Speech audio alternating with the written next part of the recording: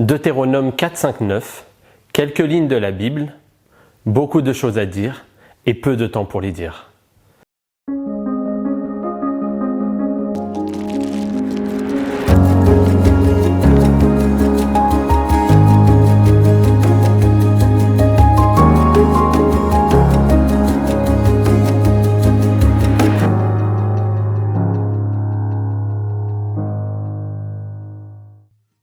Deutéronome 4, 5, 9, quelques lignes de la Bible, beaucoup de choses à dire et peu de temps pour les dire. Alors, j'aimerais structurer ma pensée en 3 temps qui seront assortis de 3 défis.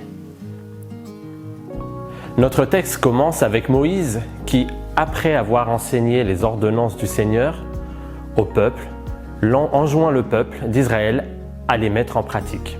Intéressant de voir que dans la Bible, l'enseignement n'est jamais déconnecté de la réalité. L'enseignement doit avoir un effet sur le croire et sur les agissements. Ici, Moïse déclare qu'en observant les ordonnances du Seigneur, le peuple d'Israël se distinguera des autres peuples.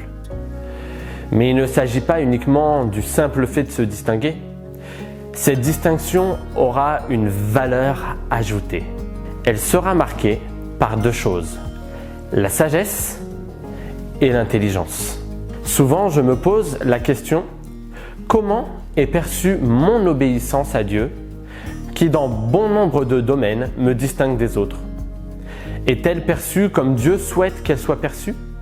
Une marque distinctive qui attire l'attention et qui donne envie? Vaste défi, n'est-ce pas? Cette semaine, je vous invite à demander à Dieu l'aide du Saint-Esprit pour que votre témoignage puisse être une valeur ajoutée pour les personnes qui vous entourent. Deuxième point, le projet de Dieu est que les peuples qui entourent Canaan voient que Dieu est proche de son peuple d'Israël. Ça, c'est le regard des autres sur notre spiritualité. Mais quel regard portons-nous sur notre propre spiritualité?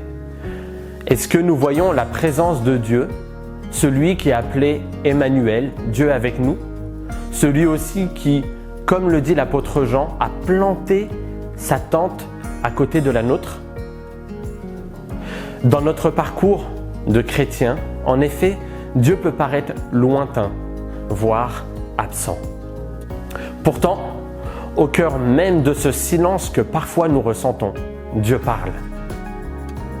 Il se peut qu'autour de vous, des personnes se trouvent dans cette situation. Alors, je vous lance un défi.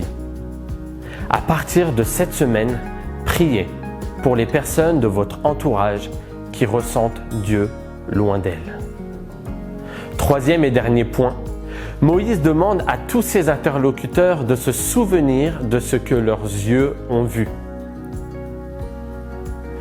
Et toi qui me regardes, il est fort à parier que dans ton parcours de chrétien, tu as déjà vu Dieu agir dans ta vie. Qu'as-tu vu? Troisième et dernier défi, puisque les paroles et les souvenirs s'envolent, mais que les écrits restent écrits. Écris sur un petit carnet ou sur ton smartphone toutes les fois où tu as ressenti Dieu intervenir dans ta vie. Ces écrits pourront t'aider à ne pas oublier que Dieu est celui qui souhaite être présent dans ta vie. Mais ces écrits constitueront également ton mémoire.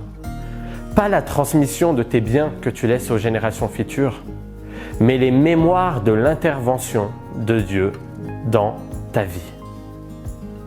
Que le Seigneur vous inspire en toutes choses.